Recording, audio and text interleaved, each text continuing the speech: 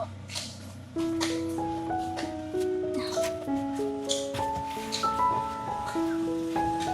Magandang hapon po.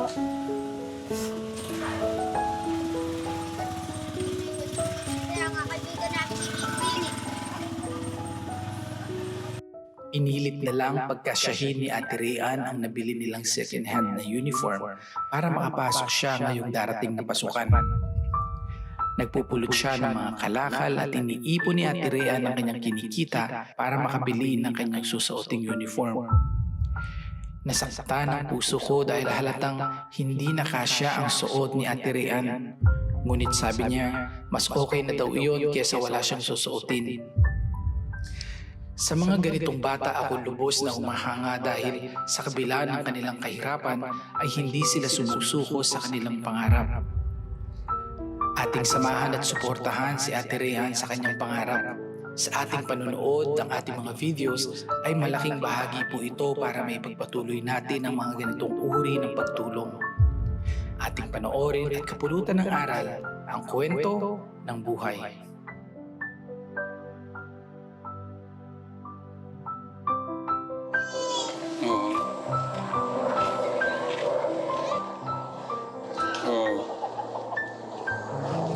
Wait lang, tignan ko nga muna. Harap ka muna. Makita natin. Parang fit na fit. Parang pagka kumain ka ate, medyo masikip na siya, no? Okay. Okay ka lang? Ako, okay na po. Sa tingin mo, kakayanin mo? Kaya ko po. Kasi po, pag sinabi ko po hindi ko pa kaya, panghinaan po ako ng loob. Kaya lagi pong positive yun nasa isip ko. Para pumabot ko yung mga pangarap ko. Makapag-aral. Siya po pinagsikapan namin dahil po daycare yan, first honor, hanggang ngayong grade 10, valedictorian po siya. What? Opo. Lang po kaming handa. Kaya nga lang po kami mabili ng aming panghanda ng Valedictorian ka? Opo. Oh, congratulations. Nako. Kaya gusto namin makatapos siya. Congratulations. Kahit walang handa, nung grade 10, okay lang po. Dahil pag natapos siya at kami buhay pa, eh siya na lang bibili ng para sa kanya.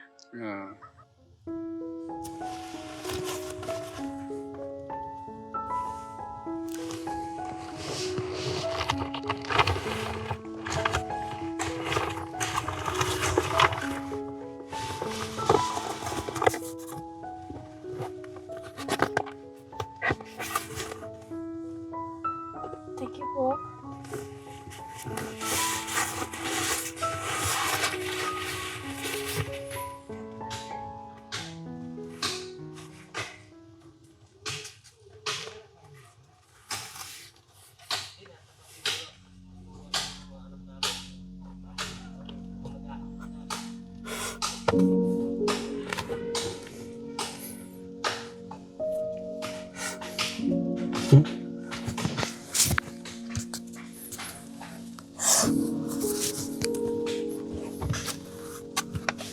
Napakalaking tulong po nito sa akin. Lalo pa sa pag-aaral ko ngayon. First time ko po magkaroon ng laptop.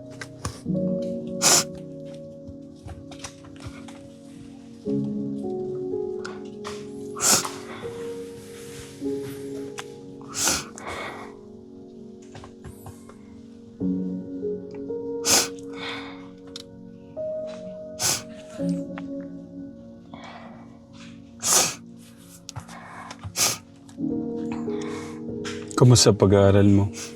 Okay naman po.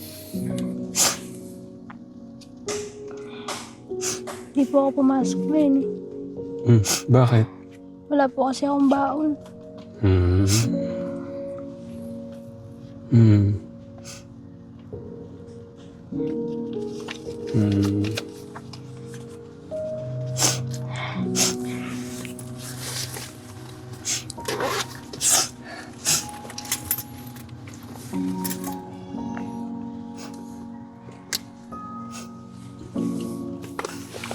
Buksan natin para makita mo.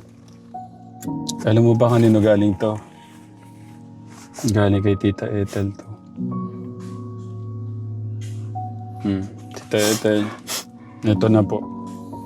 Siya po pala yung siya po pala yung isa sa mga mabibigyan po ng mga naka-reserve po nating mga laptop. Tita Ethel. Thank you, Tita Ethel. Buksan mo natin para makita po niya yung regalo po niyo. Anong pakiramdam mo? Sabi, di yata ako makikibo si Tatay Ram. Wala po. Sana, grabe. Ang ganda. In search of incredible. Ikaw nung kumuha. Wala po. Grabe. Sige, tingnan mo.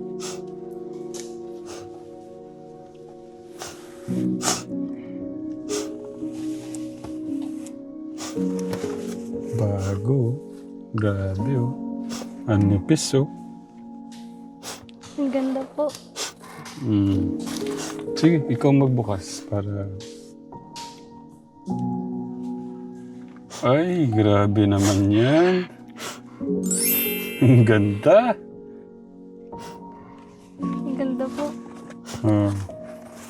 Katekra mo. Grabe naman yan. Grabe namang pagmamahal niyan.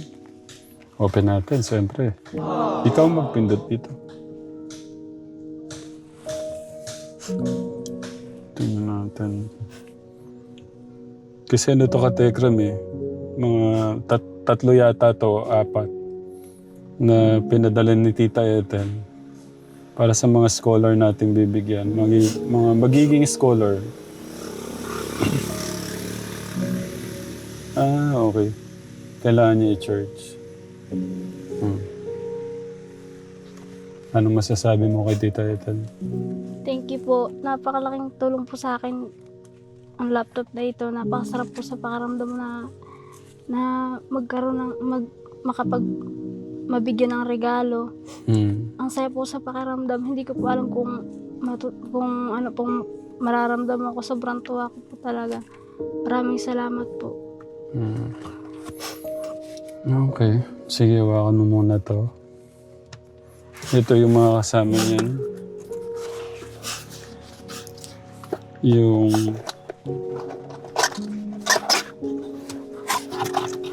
charger.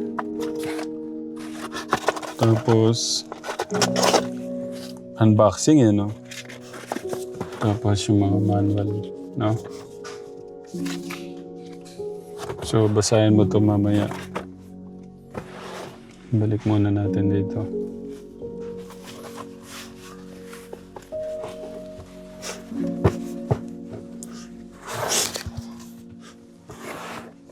Ano pakiramdam mo nung...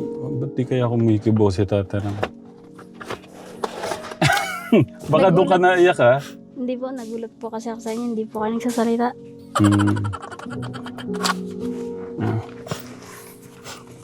Grabe ni Tita Ethel, no? Kakumari, ano ka na? Teacher ka na. Nagtuturo ka sa mga kabataan. Tapos, rene-record mo yung mga grades nila. Kumari, ito yung table mo. Mag-side ka ng konti. Paano ka kumari? Type mo, manalastas. Sige, kumari.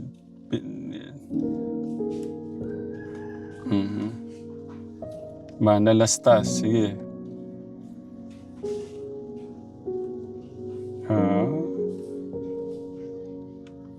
Magaling ka na kumari. Professional ka na. Paano mo pindutin? Yung manalastas. Tuwa. Sige, try mo. Yung mabilis kumari, ganun. Nakikinig po. Sige lang. Sa'yo na yun eh. Manalastas. Dapat mabilis, ganun. Wait. Ay. Diyos ko, nanginginig po yung kamay. Kategram. Nanginginig po ako. Nanginig si ate. Ibig sabihin, hindi ka nakapasok ngayon. Dahil ilang araw na. O ngayon lang. Ngayon lang po. Ba't di nakapagano ng baon si Papa o si Mama? Yung papa ko po kasi, ala po siyang trabaho eh. Nangingisda lang po siya pero madalang naman po nakakahuli. Minsan nga po naglalakad na lang po ako doon. Simula po ng hulyan hanggang pamusuan po, naglalakad po ako. Tapos simula po pamusuan hanggang dyan po sa labasan, sumasakay na po ako. Para po mura yung bayad po. Grabe, no? Kailangan niya, no? Okay naman po sa school. Wala naman pong problema. Ano po, minsan nga lang po hindi ako nakapasok. Ilang beses na yan hindi ka napasok dahil wala kang baon? Ano po, sa isang linggo po minsan po 2, minsan po 1 na hindi po ako nakapasok. Pagka ganun, anong pakaramdam mo pagka ganun? Nalulungkot po ako kasi sayang po yung araw na hindi ako nakapasok. Saka po yung aralin, hindi ko po napapag-aralan. Nakakalungkot lang po na hindi po ako nakapasok. Yung wala kang pera at gusto mong pumasok, paano ginagawa mo? Na kailangan mo talagang pumasok? Nakikisakay na lang po ako. Dyan po sa labasan, nakikisakay na lang po ako dyan, papunta po ng school. Tapos pag pauwi din po, nakikisabay na lang din po ako sa mga kaklase ko. May sakayin po kasi sila Nakikisakay na lang din po ako. Paano ba? About ba sa pagkain? Or yung pamasahe lang kasi malayo? Hindi po abot sa pagkain. Kasi po okay lang naman po sa akin kahit walang ulam Basta may kanin po at saka tubig. Ang problema po sa akin, yung pamasahe po. Layo po kasi. Yun nga yung sinasabi ko. Okay. Ilang beses siya sabi mo kanina pagka dinalakad mo na lang kasi gusto mo talagang makapasok? Madalas po. Tapos minsan po pag magpapahatid po, hanggang dyan na lang po sa labasan para pumura. Kasi po pag doon pa po sa loob, mataas na po yung singil nila. Kaya dyan na lang po sa labasan ay kulang po yung pera ko. Minsan po nangihiram na lang po ako sa mga kaklase ko Yeah. para po makaabot. Talagang gusto makapasok po ni Ate Rian natin katekam. Talagang gusto mong makatapos no? Opo. Okay. Buti hindi ka nawawala ng parang napangina ng load, nawawala ng pag-asa pagka ganun. Minsan po umaano po sa akin yung nawawala na po ako ng pag-asa. Pero po, naisip ko po na pag nawalan po ako ng pag-asa, wala na po mangyayari sa akin. Hindi na po ako makapag-aral. Kaya minsan po nag-pray po kay God na i-guide niya po ako sa pag-aaral ko. Bigyan niya po ako ng lakas para marating ko po yung pangarap ko. So, mahirap talaga na Pero huwag kang mawala ng pag-asa, Ate Rian. Hanggat lumalaban ka, maraming paraan. Hanggat gusto mo, maraming paraan. Alam naman ng ating Diyos yung natin, laman ng puso natin. Basta tinutulungan mo yung sarili mo para maabot mo yung mga pangarap mo. Ginagawa mo yung makakatulong doon sa pag-aaral mo, pagkuwan ng mga pangarap mo. Gagawa naman ng paraan ng ating Diyos para may makatulong ka sa mga pangarap mo. Pero kumusta ngayon? Kumusta dyan sa mga kasama mo dyan? Kasi alam ko, mo yung tinutuloyan mo dyan, kapatid? Opo. Nakikituloy lang po si Ate Rian Opo. sa kanyang kapatid Katekram. Kasi ang bahay po talaga ng mga magulang niya sa may pinaganakan. Opo. Tapos sa layo nung Katekram, magsimula dito, pabiyahe ka pababa doon, mabilis lang hanggang doon sa gate. Ang malayo po yung pagsakay po ng bangka. No? Opo. Pero siguro, doon ba malapit kila Ate Celine yung bahay nyo? O... Tatawid po ng bangka. Mas malayo pa doon? Hindi po, alimbawa po. Malapit lang po yung amin, pero tatawid po ng bangka. Okay. So, yun lang. Kaya ako nandito dahil yung pagmamahal ni Tita Ethel. Tapos, pambaon mo pala. Ay, nako. Pagdamutan mo na to. Pambaon mo yun. Thank you po. May pambaon na po ulit ako. Welcome. Pagbutihan mo lang, ha? Opo.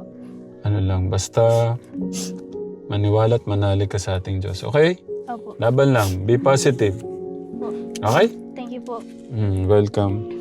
Sa mga kabataan ngayon, kasi ang daming mga kabataan ngayon talaga, ate.